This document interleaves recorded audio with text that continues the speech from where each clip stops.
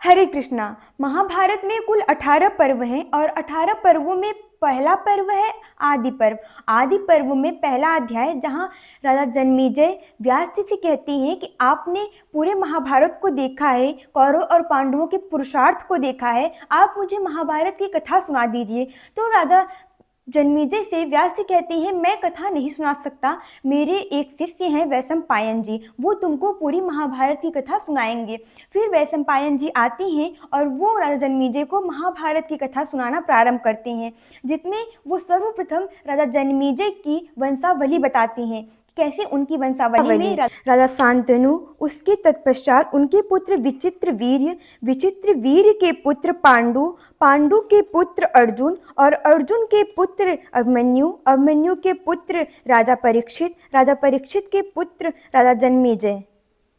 उसके बाद वैशंपायन जी राजा जन्मेजय को महर्षि वशिष्ठ की एक कथा सुनाते हैं, जिसमें 8 वसुओं ने उनकी कामधेनु गाय को चुरा लिया और महर्षि वशिष्ठ बहुत क्रोधित हो गए और उन्हें शाप दे दिया। फिर देवता बहुत चिंतित हो गए कि इन वसुओं को शाप से मुक्ति कैसे मिलेगी।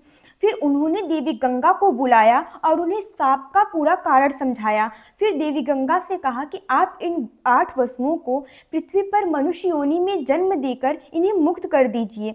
फिर माँ गंगा ने पृथ्वी पर अवतार लिया और उन्होंने अपने पति के रूप में राजा शांतनु का वरण किया, परंतु उनके विवाह से पहले उनकी एक शर्त थी कि जो व्यक्ति उनसे शादी करेगा वो उनसे कभी कोई प्रश्न नहीं पूछेगा, वो अच्छा करे या बुरा, लेकिन उनसे कोई प्रश्न नहीं कर सकता। और राजा शांतनु ने यह प्रस्ताव स्वीकार किया। शर्त मानने पर राजा शांतनु और देवी गंगा का विवाह हुआ और उसके बाद उन्होंने पहले पुत्र को जन्म दिया और जन्म देते ही उन्होंने अपने पुत्र को ले जाकर गंगा नदी में प्रवाहित कर दिया। फिर राजा शांतनु बहुत दुखी हुए, परंतु वो वचनबद्ध थे, उन्होंने कोई प्रश्न नहीं किया। फिर दूसरा पुत्र हुआ, फिर उन्होंने वही किया, उसे प्रवाहित कर दिया।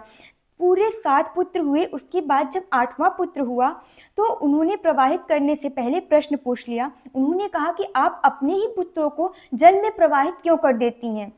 और शर्त के अनुसार देवी गंगा क्रोधित हो गई और उन्होंने बताया कि ये 8 वसु थे और जो महर्षि वशिष्ठ के कामधेनु गाय को चुरा लिया था, जिसके शाप की वजह से ये पृथ्वी पर आए और इनके उद्धार के लिए मैं यहाँ आई थी और मेरा कार्य पूर्ण हुआ। अब आपने वचन भंग किया है तो मैं अब आपके साथ नहीं रह सकती। और फिर देवी गंगा, जो 8वां पुत्र था देवव्रत, जिन्हें पितामह भीष्म के नाम से जाना जाता है, देवव्रत को लेकर स्वर्गलोक में चली गई और वहां उन्हें सभी देवताओं से आशीर्वाद और शिक्षा दिलाकर वापस आई। और फिर उन्होंने राजा शांतनु को देवव्रत को सौंप कर वो अंतर्ध्यान हो गई, स्वर्गलोक में चली गई। फिर राजा शांतनु ने अपने पुत्र देवव्रत को परशुराम जी के पास शस्त्र और शास्त्र की विद्या लेने भेजा।